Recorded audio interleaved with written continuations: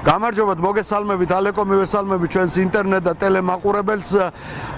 ევროპული გაზეთების მთავარ თემად კვლავ რჩება სირიის ომი და ბოსტონის ტერაქტი და ეს თემები იკავებენ ევროპული გამოცემების მთავარ გვერდებს. ასე მაგალითად, ბრიტანული გამოცემა ინდეპენდენტი წერს, რომ ამერიკის შეერთებულ შტატებს გააჩნია ინფორმაცია იმის შესახებ, რომ სირიის პრეზიდენტი ბაშარ ალ-ასადი ამბოხებულების წინააღმდეგ ქიმიურ იარაღს იყენებს. გაზეთს მოჰყავს ამერიკის შეერთებული შტატების პრეზიდენტის ბარაკ ობამას სიტყვები. მე პირადად არ მაქვს ინფორმაცია იმის შესახებ, ვინ სად და როდის გამოიყენა ქიმიური იარაღი ამ კონფლიქტში. თუმცა ბარაკ ობამა აუცილებლად მიიღებს გადაწყვეტილებას, როდესაც ამომწურავი ინფორმაცია ექნება და ამ ყველაფერმა შეიძლება რადიკალურად შეცვალოს სიტუაცია.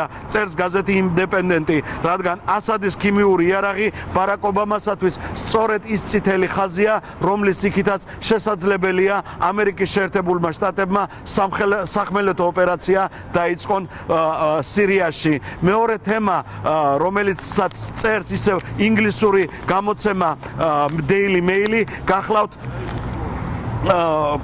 ბოსტონის ტერაქტი და გაზეთი წერს, რომ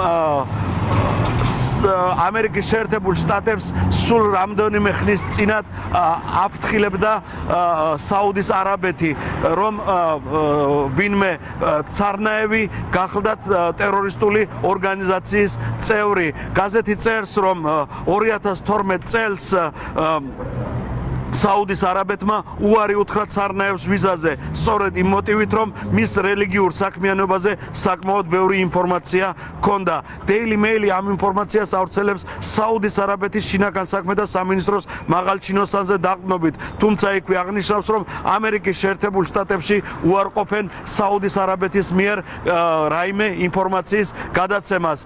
თუმცა აქვე აღნიშნავს გაზეთი, რომ თუ ეს ინფორმაცია დადასტურდა, მაინც დადასტურდა, რომ საუდის არაბეთმა გააფრთხილა ამერიკის შეერთებული შტატები.